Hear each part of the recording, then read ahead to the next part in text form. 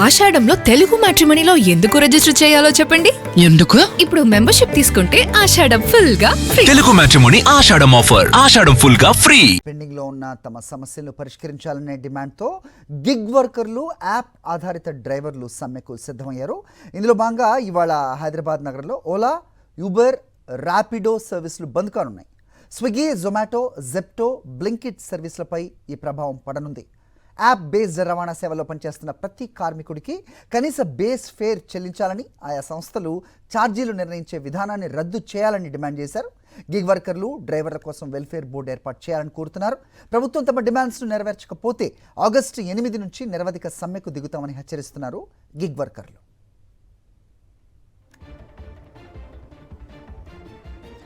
Right, gig వర్కర్ల సమ్మెపై మరింత సమాచారం మా ప్రతినిధి రాకేష్ అడిగి తెలుసుకుందాం. రాకేష్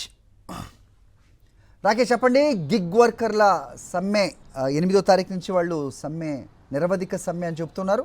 సో ఇవాళ ఆటంకం కలగనుందని కూడా అప్డేట్ అందుతోంది. సో ఏ గిగ్ వర్కర్లోకి ఇది ఎఫెక్ట్ పడనుంది? ఒక ఊబర్ అలాగే ఓలా లాంటి ట్యాక్సీలకేనా, లేదంటే మనకి జొమాటో కానీ లేకపోతే స్విగ్గీ ఇలాంటి యాప్స్పై కూడా దీని ప్రభావం పడనుందా? ఎవరు ఇంపాక్ట్ అవ్వబోతున్నారు?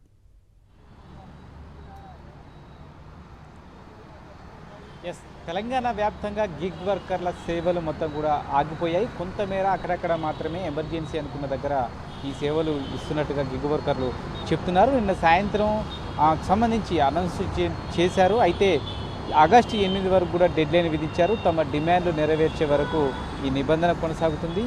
ఆగస్టు 8 లోపు ప్రభుత్వం కనుక దిగివచ్చి తమ సంబంధించిన డిమాండ్లు నెరవేర్చకపోతే ఆగస్టు 8 నుంచి నిరవధిక సమ్మెకు దిగుతామంటూ కూడా హెచ్చరించారు. ప్రధానంగా 3 డిమాండ్లు వాళ్ళ యొక్క వాటిలో కనిపిస్తూ ఉన్నాయి. మోటార్ వెహికల్ అగ్రిగేటర్ యాక్ట్ 2025 ప్రకారం ఎవరైతే యాప్ బేస్డ్గా వర్క్ చేస్తున్నారో గిగ్ వర్కర్స్, ఓలా కానీ, ఊబర్ కానీ, లేకుంటే బ్లింక్ కానీ, ఇలా ఆన్లైన్ ద్వారా ఈ యాప్ ద్వారా ఆయా సంస్థలు ఏవైతే వీళ్ళని వినియోగించుకుంటున్నారో వారందరూ కూడా పే ఛార్జీలు పెంచాలి.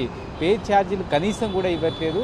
మొత్తం కూడా సంస్థలే దోపిడీ చేస్తున్నాయి. తమకు మిగిలేది అంతటా మాత్రమే. హైదరాబాద్ లాంటి మహానగరంలో మాకు కనీసం వేతనాలు కూడా లభించట్లేదు అనేది వాళ్ళ యొక్క ఆవేదన. గతంలో కూడా ఈ తరహా నిరసన వ్యక్తం చేశారు. అయినప్పటికీ కంపెనీలు దిగి రాకపోవడంతో మరోసారి ఈ అంశాన్ని తీవ్ర స్థాయిలో కూడా తీసుకొచ్చే ప్రయత్నం చేస్తూ ఉన్నారు. ఇంకా దీంతోపాటు సంస్థలే ఛార్జీలు నిర్ణయించే నిర్ణయాన్ని ప్రభుత్వం తీసుకోవాలి, ప్రభుత్వం తన ఆధీనంలోకి తీసుకోవాలని డిమాండ్ను తీసుకొస్తున్నారు. ఛార్జీలు ఆయా సంస్థలకు తమ అనుకున్న మేరకు డిమాండ్ని బట్టి పెంచుకుంటున్నాయి. కానీ ఎవరైతే ఇందులో పనిచేస్తున్న కార్మికులు ఉన్నాయో, గిగ్ వర్కర్లు ఉన్నారో వారికి మాత్రం బేస్ ఛార్జీలు ఏమాత్రం పెంచడం లేదు. ఛార్జీలు ఏమో పెంచినట్టుగా వినియోగదారుల మీద భారాన్ని మోపుతున్నారు. కానీ అది ఆ డ్రైవర్లకు కానీ తీసుకొచ్చే గిగ్ వర్కర్లకు కానీ ఏమాత్రం ఉపయోగం లేకుండా పోయిందనేది వీళ్ళకు ఆవేదనగా తెలుస్తుంది. దీంతోపాటు గిగ్ వర్కర్లు, డ్రైవర్ల కోసం ఒక వెల్ఫేర్ వ్యవస్థను తీసుకురావాలి. వీళ్ళకు కనీస భద్రత సౌకర్యం అనేది లేదు, ఉద్యోగ భద్రత అనేది లేదు. ఇష్టారీతిన ఆయా సంస్థలు ఉద్యోగం ఎప్పుడు పడితే అప్పుడు తీసేస్తున్నాయి. కాబట్టి వీళ్ళందరూ కూడా ఒక వెల్ఫేర్ అనేది అవసరం. దానికి సంబంధించి ఒక యూనియన్ కిందికి వీళ్ళందరినీ తీసుకురావాలి. దానికి ఒక ప్రత్యేకించి ప్రభుత్వమే ఒక వెల్ఫేర్ బోర్డు ఏర్పాటు చేయాలనేది వీళ్ళ యొక్క 3వ డిమాండ్గా చెప్పుకోవచ్చు. ఈ 3 డిమాండ్లను పరిష్కరించడం కోసం ఆగస్టు 8 వరకు కూడా ప్రభుత్వం ముందు డిమాండ్లు పెట్టారు. ఒకవేళ ఆ లోపు ప్రభుత్వం తమ సమస్యను అడ్రస్ చేయకపోతే 8 నుంచి నిరవధిక సమ్మెకు వెళ్తామంటూ కూడా చెప్పడం జరిగింది. ఇక ఈరోజు ఉదయం 6 నుంచి సాయంత్రం 6 గంటల వరకు కూడా ఈరోజు నిరవధిక సమ్మెకు వాళ్ళు డెడ్ లైన్ పెట్టుకోవడం జరిగింది. కొంతమేర కొన్ని షాప్స్ దగ్గర మాత్రమే ఈ సేవలు ఉంటున్నాయి. చాలా వరకు కూడా ఆన్లైన్ సేవలు ఆగిపోయాయి.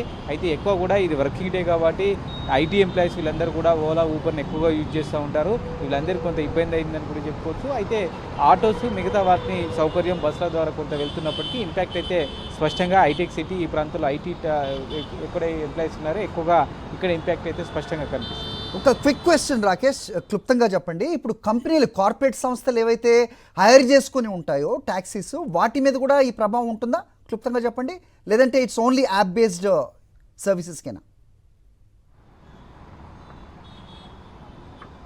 ఎస్, యాప్ బేస్డ్ సంస్థల మీద ప్రభావం ఉన్నప్పటికీ గతంలో కూడా ఒక 2 రోజులు వీళ్ళు చేసినప్పటికీ కంపెనీలు మాత్రం వాళ్ళు ఒక యూనిటీగా పెట్టుకుని ఏమాత్రం వాళ్ళకు స్పందించిన పరిస్థితి కనబడుతుంది. సేమ్ ఇప్పుడు అదే పద్ధతిని వినియోగిస్తున్నారు. ఎందుకంటే గిగ్ వర్కర్లుగా చేసినందరూ కూడా మారుమూల ప్రాంతాల నుంచి వచ్చేవారు, రోజువారీ ఖర్చుల కోసం ఈ ఉద్యోగాలు చేస్తుంటారు. కాబట్టి ఖచ్చితంగా వారి దినచర్యలో భాగంగా ఎంతో కొంత డబ్బు ఆ రోజుకి అవసరం. కాబట్టి ఖచ్చితంగా గిగ్ వర్కర్లే. Thanks for the inputs.